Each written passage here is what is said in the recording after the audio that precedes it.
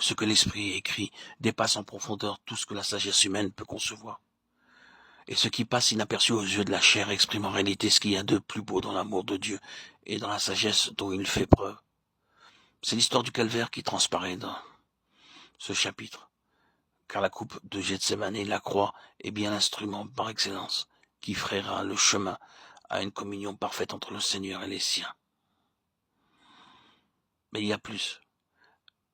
C'est le plus petit, le plus effacé, Benjamin, qui va devenir pour tous le trait d'union nécessaire. Ses frères sont plus considérés que lui selon la chair, mais spirituellement, ils sont à l'arrière-plan. Le Seigneur se rend dépendant des plus ignorés et les rend participants de sa coupe. Ce sont les vainqueurs de l'Apocalypse. Dans les lettres de cette église, vous avez d'une part la grande masse des frères qui, spirituellement parlant, se tiennent à distance, et d'autre, le petit détachement des vainqueurs dont le cœur brûle pour le Seigneur et qui partagent avec lui le fardeau de cette situation douloureuse. Tel est dans l'ensemble le message de ces 3 premiers chapitres de l'Apocalypse.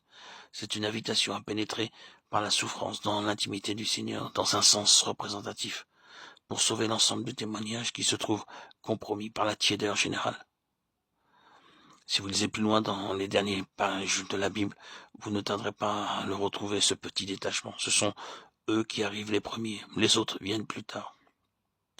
Les vainqueurs sont là d'avance, comme représentants de tout le reste. Et les autres ne seraient jamais arrivés si ce premier contingent ne s'était pas trouvé là d'abord. Or, c'est grâce à la coupe, c'est grâce à la communion de ces souffrances que les vainqueurs sont là. Quant aux autres, ils devront eux aussi entrer en communion avec cette coupe. Ce sont ceux qui viennent de la grande tribulation. Ils ont lavé leurs robes et ils les ont blanchis dans le sang de l'agneau. Mais ce qui me préoccupe ici, ce n'est pas tant la question des temps et des moments que celle des faits spirituels et des lois qui les gouvernent. Or, à travers toute la Bible, de la Genèse à l'Apocalypse, on retrouve cette loi. Il faut à Dieu un homme ou une poignée de fidèles, un reste, une phalange de vainqueurs qui, par le chemin de la croix ou de l'autel, entre en parfaite communion avec lui en faveur de tous les autres. Nous avons souvent fait remarquer qu'en parlant du résidu d'Israël, le texte biblique emploie l'expression tout Israël pour désigner simplement 2 tribus. C'est un reste seulement qui revint de la captivité, rétablit l'autel sur ses fondements et reconstruisit le temple. Ils sont cependant eux aussi appelés tout Israël. C'est bien la preuve que ce reste a un caractère nettement relatif et représentatif. Ce que le Seigneur cherche donc, bien-aimé, c'est ce petit détachement qui le suivra jusqu'au bout, ce petit troupeau qui se tient si près de lui, qu'il devient un avec lui dans sa souffrance, dont le cœur est étreint par la situation actuelle de son peuple, qui porte avec lui le fardeau de cette tragédie et entre tout entier dans son plan.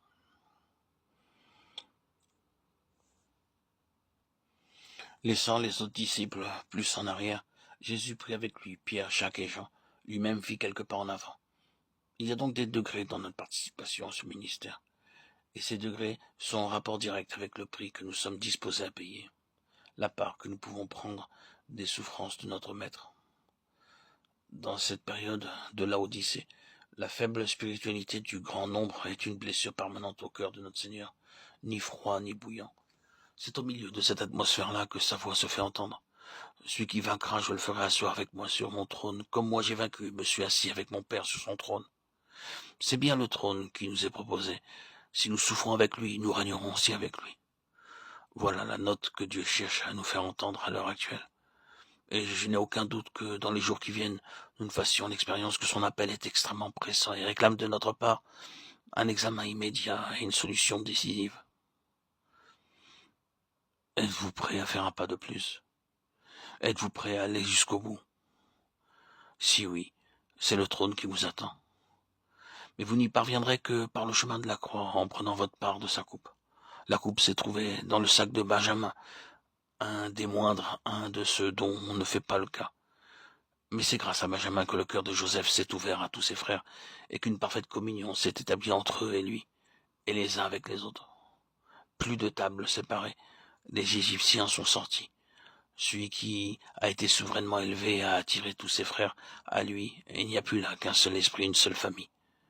Que Dieu le fasse pour nous.